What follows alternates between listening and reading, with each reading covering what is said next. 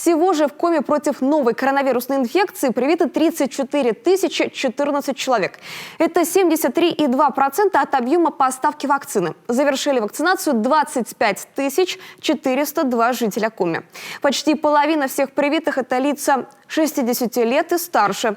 Цифры были озвучены во время заседания оперштаба по предупреждению завоза и распространения COVID-19 на территории Российской Федерации под председательством зампреда федерального правительства Татьяны Голиковой. Владимир Уйба принял в нем участие по видеосвязи.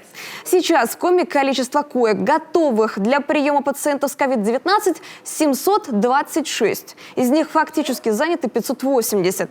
В случае ухудшения эпидобстановки есть возможность дополнительно развернуть еще 1000 коек. Всего в республику поступило 45 942 дозы вакцины ГАМ-ковид-вак. И еще 1500 доз вакцины Эпивак-корона. Действует 25 мобильных пунктов вакцинации. Организована работа по подвозу жителей из труднодоступных и удаленных сел и деревень. Всего в регионе действует 109 прививочных бригад.